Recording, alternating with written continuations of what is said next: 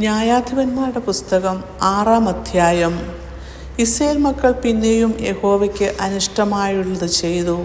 യഹോവ അവരെ 7 സംവത്സരം മിദ്യാന്റെ കയ്യിൽ ഏൽപ്പിച്ചു. മിദ്യാൻ ഇസ്രായേലിൽ മേൽ ആധിക്യം പ്രാപിച്ചു. ഇസ്രായേൽ മക്കൾ മിദ്യാന്യരുടെ നിമിത്തം പർവ്വതങ്ങളിലെ ഗഹ്വരങ്ങളും ഗുഹകളും ദുർഗങ്ങളും ശരണമാക്കി. ഇസ്രായേൽ വിതച്ചിരിക്കുമ്പോൾ മിദ്യാനും അമാലേക്യരും കിഴക്ക് ദേശക്കാരും അവരുടെ നേരെ വരും. അവർക്ക് വിരോധമായി പാളയമിറങ്ങി ഗസ്സാ വരെ നാട്ടിലെ വിള നശിപ്പിക്കും. ഇസ്രായേലിന് ആഹാരമോ ആടോ മാടോ കഴുതയോ ഒന്നും ശേഷിപ്പിക്കയില്ല. അവർ തങ്ങളുടെ കന്നുകാലികളും കൂടാരങ്ങളുമായി പുറപ്പെട്ട് വെട്ടുക്കിളി പോലെ കൂട്ടമായി വരും. അവരും അവരുടെ ഒട്ടകങ്ങളും അസംഖ്യമായിരുന്നു. അവർ ദേശത്ത് കടന്ന് നാശം ചെയ്യും. ഇങ്ങനെ മിദ്യാന്യരാൽ ഇസ്രായേൽ ഏറ്റവും ക്ഷയിച്ചു. ഇസ്രായേൽ മക്കൾ യഹോവയോട് നിലവിളിച്ചു. ഇസ്രായേൽ മക്കൾ മിദ്യാന്യരുടെ നിമിത്തം യഹോവയോട് നിലവിളിച്ചപ്പോൾ യഹോവ ഒരു പ്രവാചകനെ ഇസ്രായേൽ മക്കളുടെ അടുക്കൽ അയച്ചു. അവൻ അവരോട് പറഞ്ഞത്, ഇസ്രായേലിൻ്റെ ദൈവമായ യഹോവ ഇപ്രകാരം അരുളിച്ചെയ്യുന്നു: ഞാൻ നിങ്ങളെ മിസ്രയീമിൽ നിന്ന് പുറപ്പെടുവിച്ചു. അടിമ വീട്ടിൽ നിന്ന് നിങ്ങളെ കൊണ്ടുവന്നു. മിസ്രയീമ്യരുടെ കയ്യിൽ നിന്ന് നിങ്ങളെ പീഡിപ്പിച്ച എല്ലാവരുടെയും കയ്യിൽ നിന്ന് ഞാൻ നിങ്ങളെ വിടുവിച്ചു. അവരെ നിങ്ങളുടെ മുമ്പിൽ നിന്ന് നീക്കിക്കളഞ്ഞു. നിങ്ങൾ അവരുടെ ദേശം നിങ്ങൾക്ക് തന്നു. യഹോവയായി ഞാൻ നിങ്ങളുടെ ദൈവമാകുന്നുവെന്നും നിങ്ങൾ പാർക്കുന്ന ദേശത്തുള്ള അമോര്യരുടെ ദേവന്മാരെ ഭജിക്കരുത് എന്നും ഞാൻ നിങ്ങളോട് കൽപ്പിച്ചു. നിങ്ങളോ എൻ്റെ വാക്ക് കേട്ടില്ല. അനന്തരം യഹോവയുടെ ഒരു ദൂതൻ വന്ന് ഒഫ്രയിൽ അബിയേസ്യനായ യോവാശിൻ്റെ കരുവേലകത്തിന് കീഴെ ഇരുന്നു. അവൻ്റെ മകനായ ഗിദെയോൻ ഗോതമ്പ് മിദ്യാന്യരുടെ കയ്യിൽ പെടാതിരിക്കേണ്ടതിന് മുന്തിരിച്ചക്കിനരികിൽ വച്ച് മെതിക്കുകയായിരുന്നു. യഹോവയുടെ ദൂതൻ അവന് പ്രത്യക്ഷനായി. അല്ലയോ പരാക്രമശാലിയെ, യഹോവ നിന്നോട് കൂടെ ഉണ്ട് എന്ന് അവനോട് പറഞ്ഞു. ഗിദെയോൻ അവനോട്, അയ്യോ യജമാനനേ, യഹോവ നമ്മോടുകൂടെ ഉണ്ടെങ്കിൽ നമുക്ക് ഇതൊക്കെ ഭവിക്കുന്നത് എന്ത്? യഹോവ നമ്മെ മിസ്രയീമിൽ നിന്ന് കൊണ്ടുവന്നു എന്ന് നമ്മുടെ പിതാക്കന്മാർ നമ്മോട് അറിയിച്ചിട്ടുള്ള അവൻ്റെ അത്ഭുതങ്ങളൊക്കെയും എവിടെ?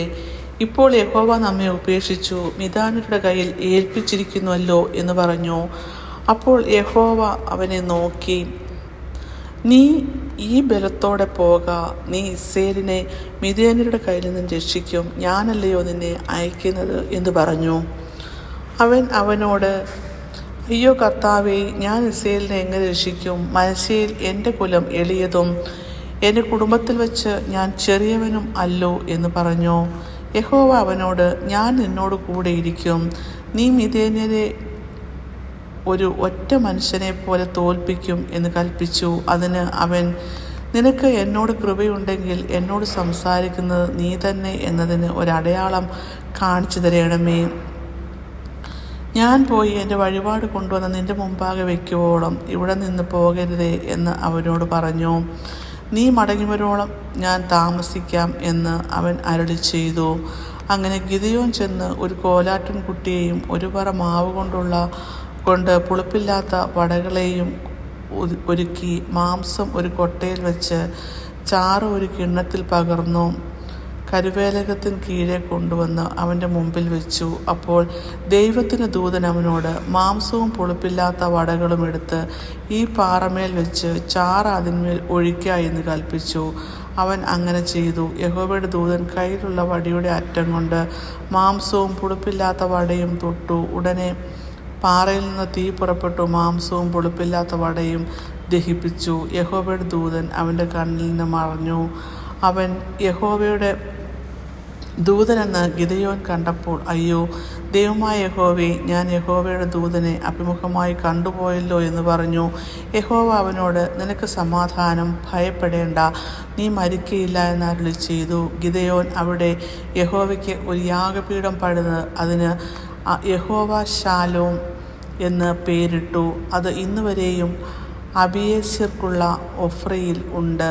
അന്ന് രാത്രി യഹോവ അവനോട് കൽപ്പിച്ചത്, നിന്റെ അപ്പൻ്റെ ഇളയ കാളയായ 7 വയസ്സുള്ള രണ്ടാമത്തെ കാളയെ കൊണ്ടുചെന്ന് നിന്റെ അപ്പനുള്ള ബാലിൽ ബലിപീഠം ഇടിച്ച് അതിനരികെയുള്ള അശേര പ്രതിഷ്ഠകളെ വെട്ടിക്കളയുക. ഈ ദുർഗത്തിൻ്റെ മുകളിൽ നിന്റെ ദൈവമായ യഹോവയ്ക്ക് നിയമപ്രകാരം ഒരു യാഗപീഠം പണിത് ആ രണ്ടാമത്തെ കാളയെ എടുത്ത് നീ വെട്ടിക്കളയുന്ന അശേര പ്രതിഷ്ഠയുടെ വിറക് കൊണ്ട് ഹോമയാഗം കഴിക്കാം. ഗിദെയോൻ തൻ്റെ വേലക്കാരിൽ 10 പേരെ കൂട്ടി യഹോവ തന്നോട് കൽപ്പിച്ചതുപോലെ ചെയ്തു.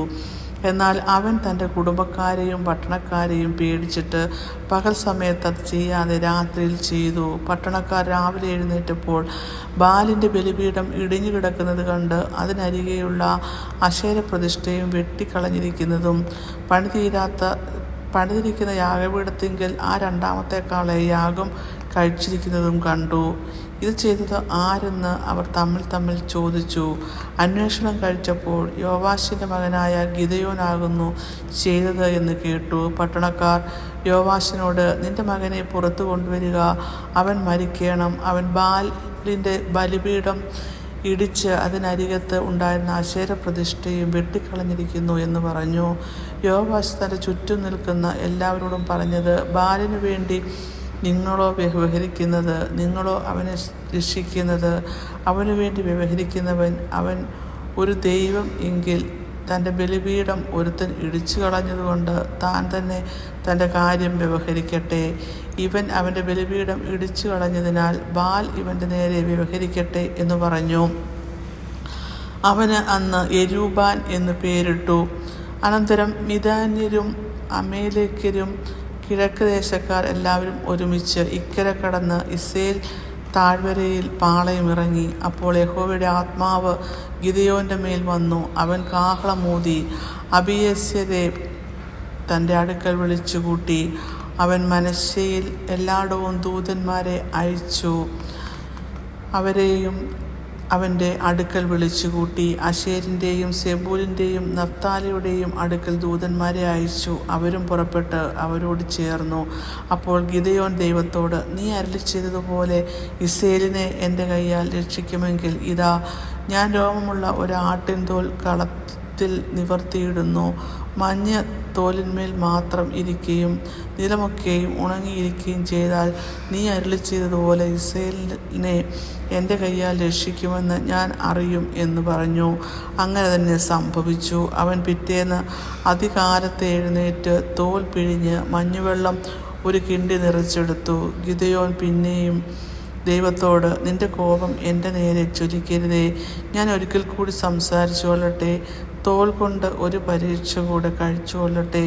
തോൽ മാത്രം ഉണങ്ങിയും നിലമൊക്കെയും മഞ്ഞുകൊണ്ടും നനഞ്ഞിരിപ്പാൻ അരുളയണമേ എന്ന് പറഞ്ഞു. അന്ന് രാത്രി ദൈവം അങ്ങനെ തന്നെ ചെയ്തു. തോൽ മാത്രം ഉണങ്ങിയും നിലമൊക്കെയും മഞ്ഞുകൊണ്ട് നനഞ്ഞുമിരുന്നു.